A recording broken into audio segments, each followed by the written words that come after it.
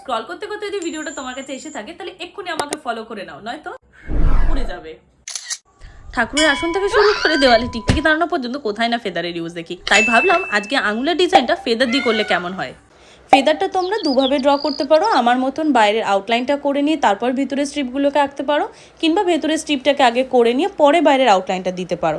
আর একটা ভীষণ ইম্পর্টেন্ট বিষয়, যখনই তোমরা মেহেন্দি প্র্যাকটিস করবে, সেটা হাতে হোক কিংবা খাতায়, সবসময় ফ্রেশ পেজ দিয়ে করার চেষ্টা করবে, তাহলে কাজের ফিনিশিংটা ভালো থাকে। আর হ্যাঁ, জীবনের সমস্যাগুলোকে যতটা লাইটলি নিলে তুমি ভালো থাকতে পারবে, ততটাই লাইটাতে তোমাকে ফেদারের স্ট্রিপগুলোকে আঁকতে হবে। তবে আমার মতন তুমিও যদি কোনো জিনিস একবার দেখে মনে রাখতে না পারো, তাহলে ভিডিওটাকে এক্ষুনি সেভ করে নাও, যাতে প্র্যাকটিস করার সময় যতবার ইচ্ছে ততবার দেখতে পারো।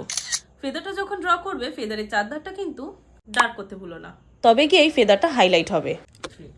আর ভিডিওটা যদি মন থেকে ভালো লাগে থাকে তাহলে একটু আঙুলটাকে কষ্ট দিয়ে একটা লাইক করে দিও, আর যদি সত্যি হেল্পফুল বলে মনে হয় তাহলে শেয়ার করে একটু সমাজসেবা করে দিও।